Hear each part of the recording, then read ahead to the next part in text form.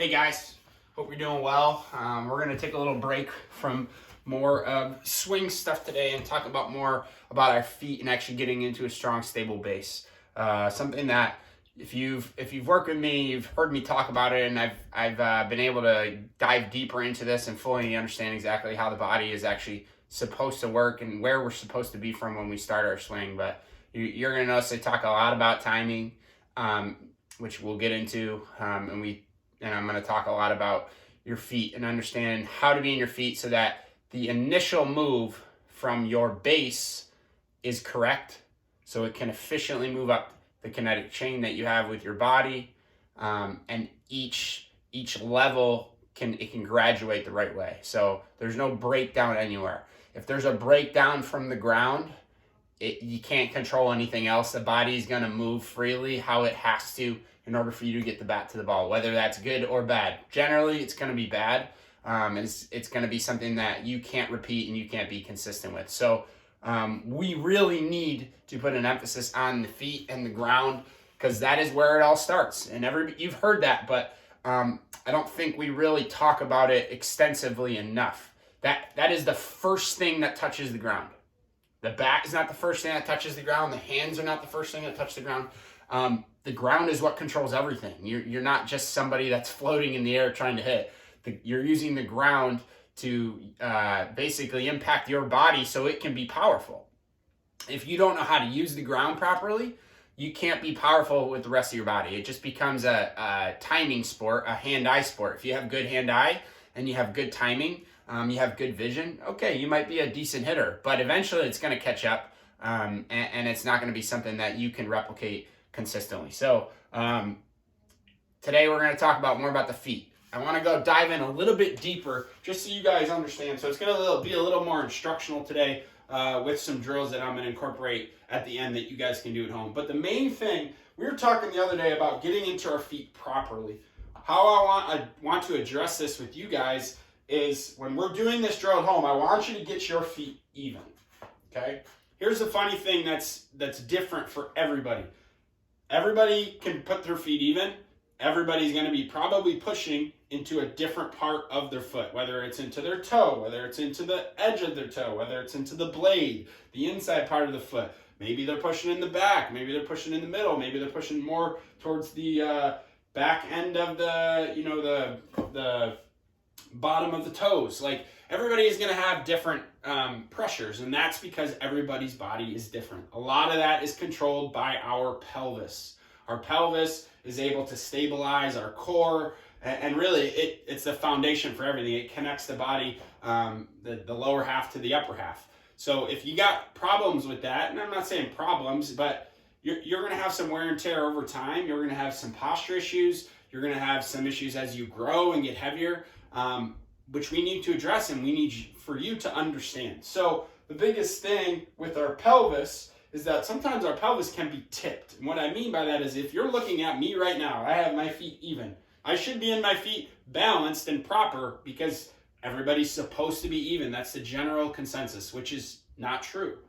But if you looked at me thinking that I'm balanced right now because my feet are even, you can notice right now I look like I'm tipped. I look like I'm leaning this way. I'm not trying to. That is how my body is able to stabilize itself right now. I had a bad injury in 2015, and that really caused some things to get out of whack in here. So now my pelvis has a little bit of anterior tilt. Well, here's the problem.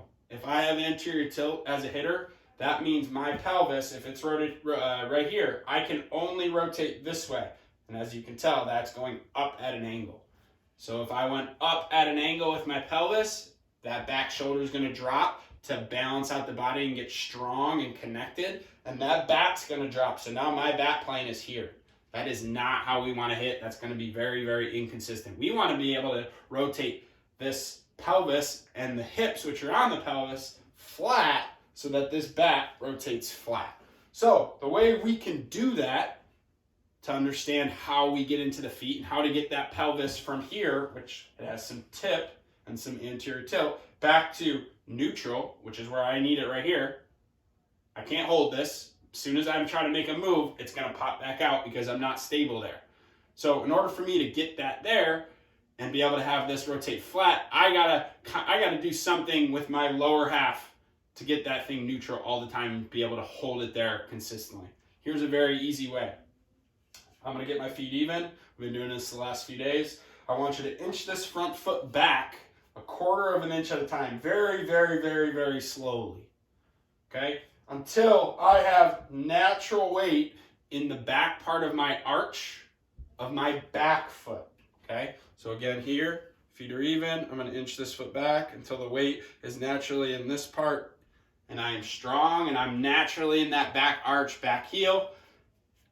Right here, if you look at me again from the side, I'm right about here. This is where you should be landing and starting. Really should be starting, and then yeah, I might gain some distance forward, but this is where I should be landing. Both feet can be in the ground. There is heel connection. So now this pelvis, it's under me, and you can see it's under me. So as I rotate, this can stay flat in the zone through. Whew, that was a lot. Okay, this is not for everybody. I want you guys to understand that. This is not for everybody. Some guys are going to be able to get even, and they're going to be in their feet the right way. That's fine. That's good. That's what we want. Sometimes you have issues with right-handed hitters who throw left-handed. Okay? Left-handed hitters that throw right-handed. Left-handed hitters that throw right-handed. Left-handed hitters hit from this side. Well, here's the thing. When they throw, they push off of this foot. They're throwing right-handed. They'll be planting that right foot. Okay? Posture changes. They might actually have to be across. Okay? But the general consensus right now, which I'm seeing a lot more people, is they're going to have to be open just a hair. So here's how we're going to figure this out. And this is a very easy way. Number one, we can get in the box and figure it out. Absolutely. There's a much easier way, and this is going to be your drill today. So drill's going to look like this. You're going to be standing shoulder width apart, feet shoulder width apart. You're going to be even. Okay? All even with your feet. Toes are in line with each other. All I want you to do is go down, take a squat, and I want you to jump up high. As you're coming down, I want you to land in a position that mimics a powerful position in all different types of sports. Not only baseball, okay, but you're going to land in a position like you would be rebounding a basketball, like you would be bracing for someone to tackle you, like you would be landing, if you play volleyball, to dig out a ball coming at you. If you played hockey, how you would land if you're going to take a slap shot. I want you to land in a very powerful position. Okay, so again, I'm going to squat. As I'm jumping, I'm going to land in that powerful position. Feet should be fully on the ground right now. What you're going to notice, and I want you to, as you land, you're going to hold it for 5 seconds. Okay, we're going to do it one more time to show you. So I'm going to squat. Feet are even. Toes are even. I'm going to take my squat. I'm going to jump, land in that position, hold. 1, 2, 3, 4, 5. What you're going to notice, if you're looking at me right now, my feet are a little open right now. I'm not trying to land open. That is naturally how my body is telling me it has to get in the ground to be strong. We get very tricked in the box. We go to, this is what it's supposed to look like. This is how we're supposed to feel. No, get to your powerful position. Everybody's going to look different. It's not my responsibility to tell you and job to tell you, you have to stay in this position. No, I want you to be where you're strong. Well, this is where I'm strong. This is where I need to start, and I need to land in a general area around here. I want you guys to find that today, and it's a very easy drill to do. So you're going to do, again, you're going to reset after that. You're going to do 5 sets of 5 jumps with a 5-second hold when you land. You're going to land in that powerful position. So if I reset again, I just did 1, feet are even, toes are even. I'm going to squat, jump high, land in that powerful position. 2, 3, 4, 5. That would be 2. We'll go one more. Reset, feet are even, shoulder width apart, maybe a little wider. Squat, jump high, land in that powerful position. 1, 2, 3, 4, 5. Again, 5 sets of 5 of those. After you are done with that, the last part is you're going to get your feet even, like you're hitting with a bat in your hand now. Okay? Eyes are going to remain open today, and you're going to inch that foot back to basically where you are landing in that powerful position. If you don't have to inch back much, you don't have to inch back much. But I want both feet to be in the ground, have some heel connection. So now when I land, the pressure's already in my back foot the right way, which means I'm gonna land in my front foot the right way because the feet follow each other. That's how we stay balanced. And now I can actually rotate flat and have the bat be flat in the zone. A lot of stuff at you right there. I know there might be some questions.